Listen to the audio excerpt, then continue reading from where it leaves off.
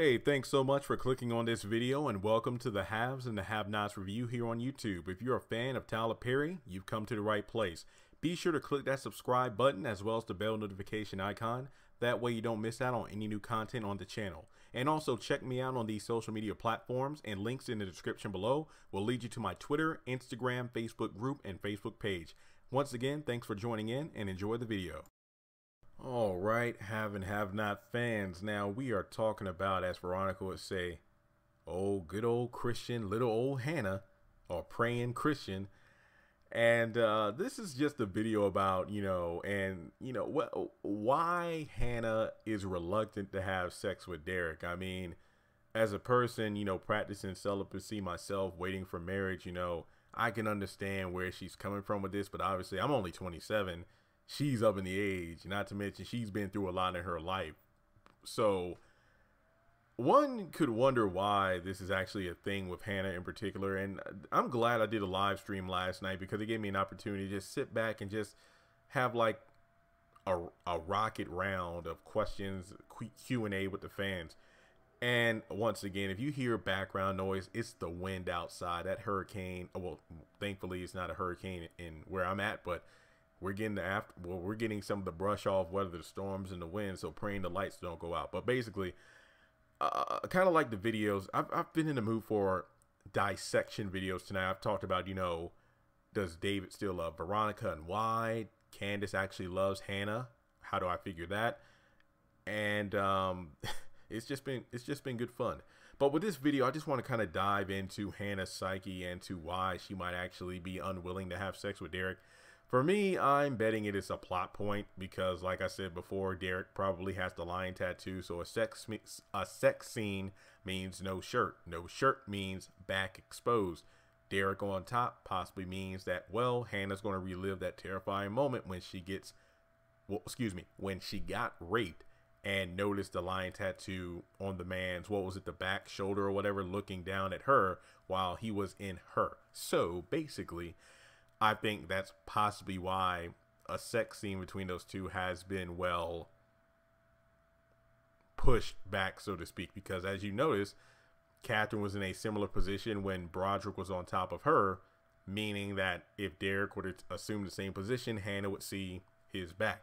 So let's break it down. I think that one of the main reasons that Hannah is on guard, aside for plot, is because she's been through a lot with men, going back to when she was, well, raped as a teenager, impregnated by him to go with Candace. And, that's when she said she found the Lord, but there were some men along the way. Tony, I believe they met in church. It was church, right? Not a grocery store. So we know for a fact that, not counting her rape, we do know that Hannah at least had sex with one other man, being Tony, because if not, Benny would not be here now. Now we move forward in time, and again, I really don't want to count the men that Hannah was with because, well, again, we don't really know too much about him except for the one that molested Candace as a kid. Moving forward in time, we get to season 2 of the Haves and the Have-Nots. Byron was introduced as well as Michael. Michael seemed like the more stable man in terms of getting close to Candace because we knew as an audience that Byron wasn't really who he said he was. But in terms of connection, Hannah was actually having more of a connection with Byron than with Michael, because with Michael, they had common ground in regards to grief, both because Michael lost his grandchild and Hannah was on the verge of losing her son, all due to the same hit and run incident. But really, when Michael went in for a kiss, Hannah pretty much stopped him cold. It was like, whoa, whoa, whoa, whoa, whoa. Just caught up in the moment. You have a good night, Michael.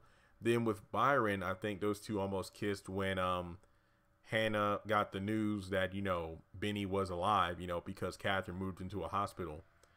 And as time went on, those two really seemed like something was going on. This was especially when Hannah was excited to invite Byron to the cookout, or the welcome home party for Benny.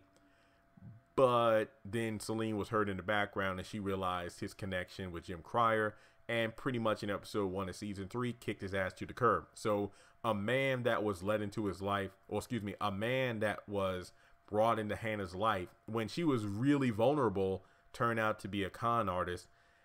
Very similar to Candace and Oscar, you know, because Candace was also a very strong, independent, guarded black woman.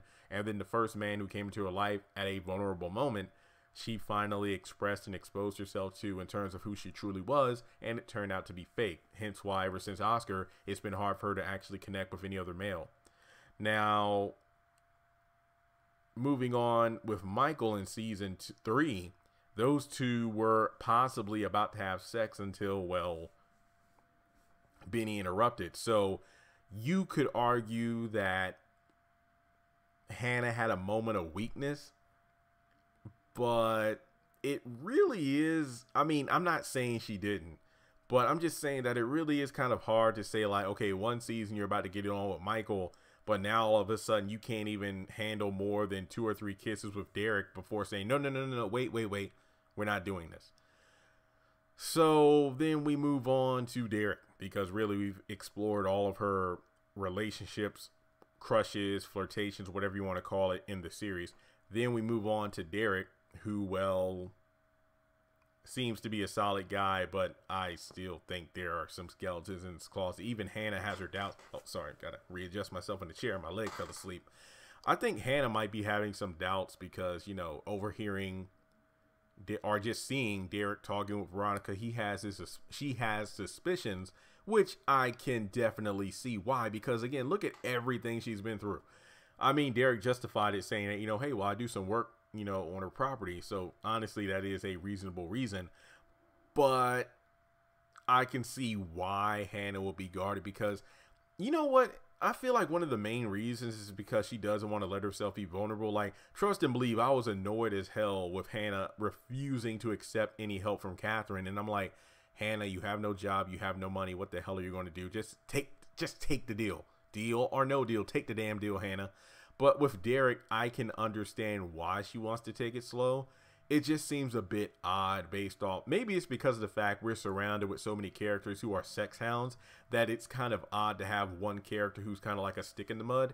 But when you really dissect Hannah's character, everything she's been through, and to be honest, she is a character where when you look at her and everything she's went through from episode 1 to the present, a lot of things in her life that seemed too good to be true turned out to be too good to be true. So I can understand why this feeling, as Stephanie Mills put it, I feel good all over, might not be all that it's cracked up to be. So I can actually now get a better feeling for why Hannah is reluctant to have sex with Derek in terms of the character of Hannah. But on the flip side, I still think it's about plot device, because like I said before, you know, those two are supposed to be going to the beach on Saturday away for the weekend. But with everything going on, I don't know if that's going to happen, because the beach means, well, hopefully, you know, beach weather and swimming. So Derek, no shirt, tattoo, I'm just saying. But let me know your thoughts in the comment section below. Do you think that Hannah should just give it up and have sex with Derek and say, I'm waiting till I'm married? I'm going to be completely honest. I don't think she's going to be able to wait that long, because like she said, you know, aren't we moving a bit too fast? And I'm not saying they need to move fast, quick, fast, and in a hurry, but I'm just saying that based off how slow the plot is in this show, I don't really see those two getting married anytime soon, because by time of season 7, I doubt that 7 days will pass. That's just me making an assumption here. But I do feel that there will be a moment of weakness where she will, or not even weakness, where she actually agrees to having sex. I could see that happening. But let me know your thoughts in the comment section below on this. And yeah, let's definitely have a conversation. But subscribe to the channel if you haven't done so already. And I'll talk to you all soon.